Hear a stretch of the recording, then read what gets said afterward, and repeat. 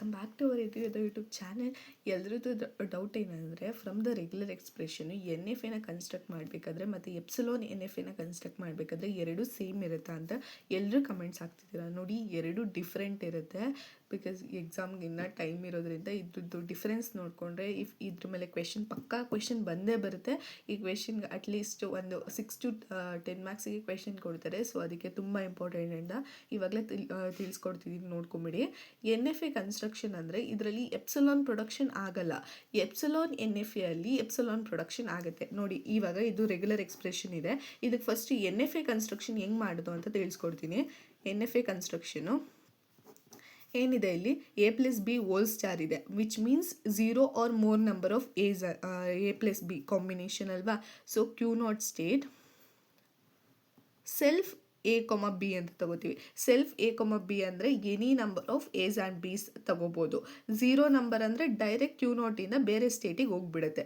Next ಏನು ಬರಬೇಕು, A B B ಬರಬೇಕು. ಎ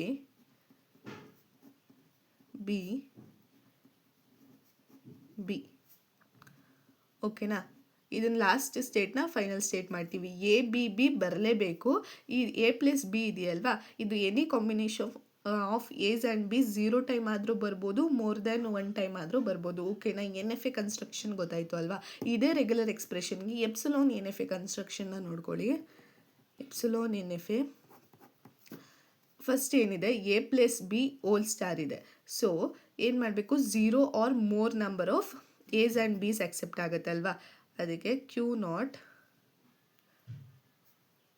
ಎಪ್ಸಿಲಾನ್ ಪ್ರೊಡಕ್ಷನ್ನ ಬರ್ಕೋಬೇಕು, 0 ಆರ್ ಮೋರ್ ನಂಬರ್ ಆಫ್ಗೆ.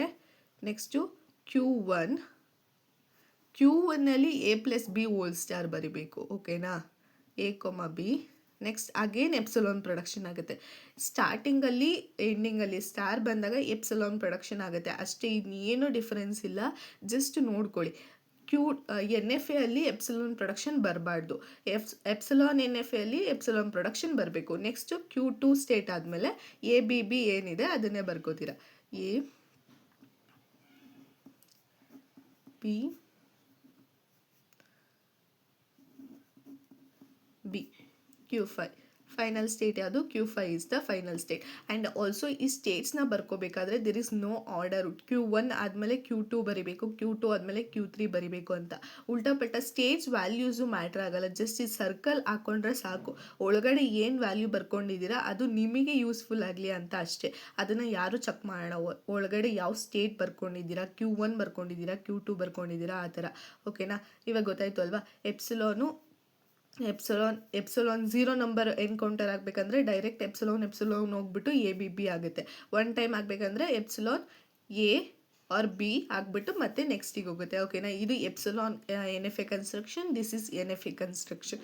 ಇವಾಗಾದರೂ ಕ್ಲಾರಿಟಿ ಸಿಗ್ತಾ ಎನ್ ಎಫ್ ಎ ಮತ್ತು difference between N F A and epsilon N F A ಹೆಂಗೆ ಕನ್ಸ್ಟ್ರಕ್ಟ್ ಮಾಡಬೇಕು ಅಂತ. ಓಕೆನಾ. ಚೆನ್ನಾಗಿ ಪ್ರಿಪೇರ್ ಆಗಿ. All the best.